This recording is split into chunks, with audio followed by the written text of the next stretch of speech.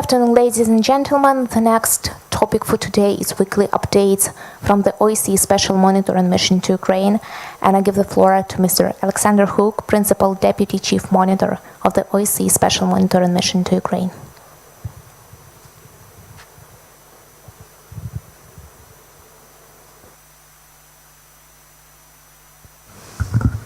Hello, good afternoon. Last week saw the same violence that has blighted eastern Ukraine for 4 years. We observed, for example, approximately 9,000 ceasefire violations. Since we started keeping records in September 2015, we have in fact recorded 846,649 ceasefire violations. Over 846,000 bullets, mortars and artillery rounds fired, many in and around residential areas. Mortars and artillery rounds that have in many instances been fired from weapons that should have been withdrawn in accordance with the Minsk agreements. They are clearly not. In this image taken by an SMM long-range unmanned aerial vehicle on 5th June, you can see 3 122mm towed howitzers near Sofivka, just over 6 kilometers from the contact line, in an area not controlled by the government, in an area in which such weapons should not be. Or in this image, taken by an SMM Mini unmanned aerial vehicle on 7th June, you can see an infantry fighting vehicle hidden among trees in a government-controlled area where no weapons or personnel are permitted. Inside the same disengagement area, we also observed other signs that the sites no longer respect the disengagement agreement. Freshly dug trenches were, as you can see in these two images, spotted by an SMM Mini unmanned aerial vehicle on 7th of June on both sides of the contact line. And despite commitments to demine, we continue to see that the sites have not done so.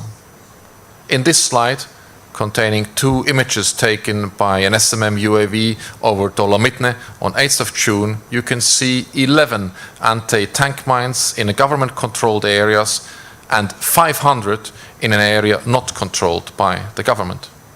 With artillery and mortars being fired, with forces and formations moving closer, with mines in the ground and new ones being laid, last week we also observed the human toll of all of this non-compliance. We confirmed that another 9 civilians were injured last week, bringing the total for this year to 29 killed and 109 injured. Among them were a 64-year-old man shot in the hip as he stood in the yard of his home in government-controlled Vostvishenka, and a 25-year-old Makivka resident shot in the stomach as she left her relative's home in non-government-controlled Vasilivka.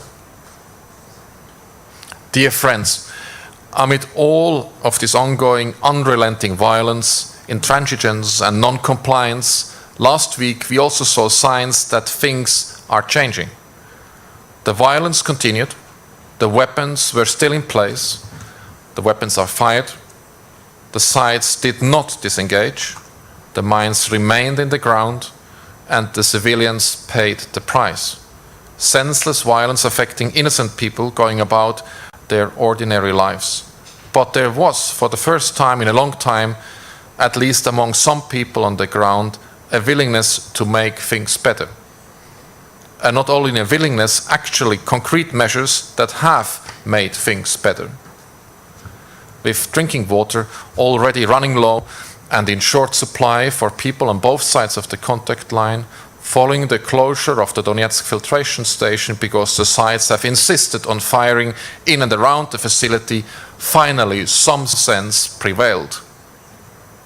On Saturday last week, after a week of consultations, negotiations, shuttle dialogue across the contact line, long days and endless planning sessions, the SMM facilitated repair work and the restarting of the Donetsk filtration station. The OSCE Special Monitoring Mission was instrumental in bringing this about. Through a combination of monitoring on the ground in and around the Donetsk filtration station, involving around 30 monitors, constant communication relays between the sites, and multi-layered indirect dialogue facilitation, the mission ensured that over 300,000 people now have water. Ultimately, however, the water is running again because those claiming to protect civilians on both sides of the contact line finally took some ownership and responsibility. They dealt directly with the problem, including ceasefire violations in real time directly on the ground. The situation around the Donetsk filtration station, however, remains largely unchanged. The underlying causes that brought this crisis to the head have not been addressed. The weapons are still in place and the sites are too close in some places around the plant, with only a road separating them. A permanent solution must involve the disengagement of forces and formations from around the plant. It must involve the withdrawal of weapons from the area. Without these measures, the success achieved last weekend is no more than a band-aid. 300,000 civilians need, deserve, and expect a sustainable, irreversible solutions. Dear friends, there are many problems, and no matter how important the Donetsk filtration station is, in particular for the civilians dependent on it, it is just one of many problems. In fact, part of a wider jigsaw that needs to be put together by the sides. Those involved making sure that the DFS is now operational did, however, demonstrate that concrete gains for the civilian population are possible. They provided proof that they can put civilians first.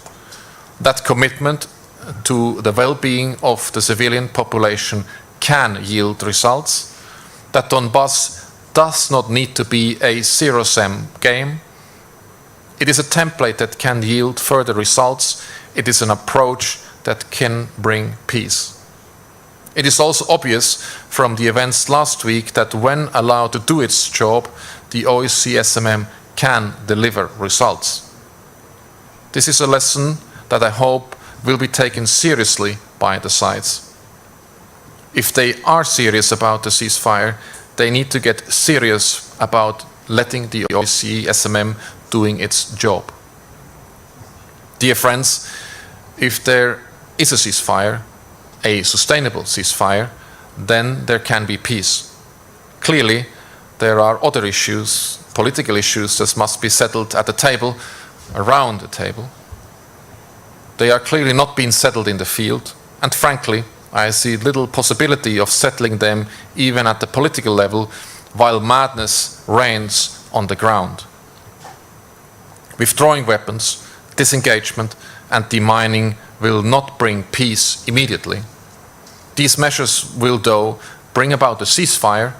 They will bring security. And only with a ceasefire, only with security is peace possible. Only when there is security can people sit down and engage in a meaningful dialogue. Only when there is security can there be peace.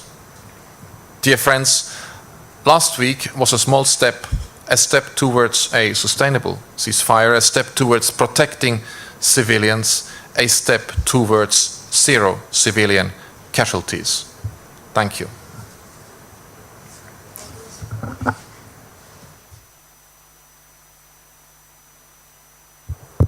Thank you, Mr. Hook. Now it's time for questions. Dear colleagues, if you have questions, you're welcome. Crimean news agency. A few days ago, the Ukrainian side addressed the SMM to facilitate the windows of silence in the near Chigari in order to resume power supply. Has the situation changed? Whether the window of silence was established, and is there power supply to Chigari right now?